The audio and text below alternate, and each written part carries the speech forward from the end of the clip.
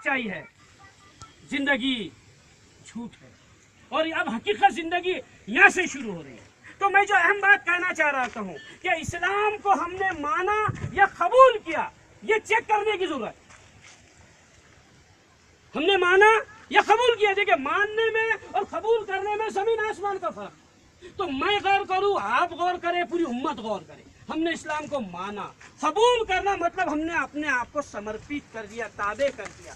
तो ऐसा लगता है कि आज भी मौत से लेकर जिंदगी, बचपन, पूरी चीजें एक अफसाना हमको नजर आ रही है, जिसमें हकीकत इस्लाम का ही हमको नजर नहीं आती। मेरे और आपके रसूल ने वो रहनुमाई की, पैदाइश से मौत तक की, लेकिन आज भी हम वाकिफ नहीं हैं। एक रस्मी हमारे जनाजे, एक रस्मी हमारी शादियां और एक रस्मी खुराफाती और बिदाती जिंदगियां हमको हमारी नजर आ रही। तो अब जो मरेला है, मरूमीन को फायदा जब भी पहुंच सकता है कि हम उनके विचारों पर, उनकी आइडियोलॉजी पर, जो मिशन था अंबिया वाला, जिस पर वो जमे रहे और पूरी जिंदगी 65-66 साल की, जहाँ से उन्होंने होश संभाला, चलने लगे, वो आजमाइश भरी जिंदगी रही, और जिसका सामना वो करते रहे, उन्होंने हार नहीं मानी और उसको वो इबादत समझते रहे। और इस्लाम में इबादत का खुलासा और डेफिनेशन यही है कि जमे रहो अल्लाह के दीन पर। अल्लाह जिन आजमाइशों से गुजरता है, अल्हम्दुलिल्लाह कहकर उसमें रहो। जब भी मैं फ़ोन करके उनकी तबीयत पूछता, हालात पूछता, तो एक ही जुमला होता, अल्हम्दुलिल्लाह अल्हम्दुलिल्लाह।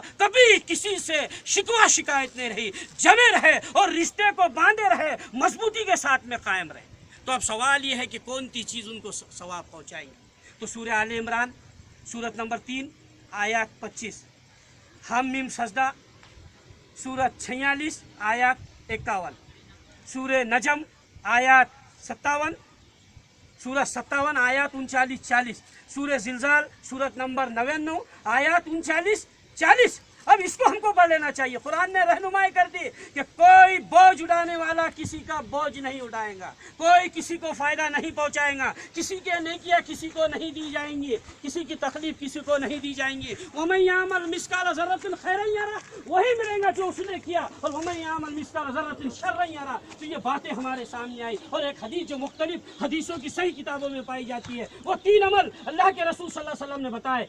एक तो ऐसा कोई इल्म, मस्जिद, इदारे, कुआं वगैरह लगा दिया, बना दिया गया, जिससे इंसानियत इससे फायदा हासिल कर रही है फलाई कामों के अंदर। और तीसरी और आखिरी चीज जो हदीस में शर्त लगा दी गई, वो है कि नेक और साले औलाद उनके लिए मगफिरत की दुआ करे। अब बाकी जितनी चीजें हैं कुरान और हदीस की कसौटी पर ये दूर तक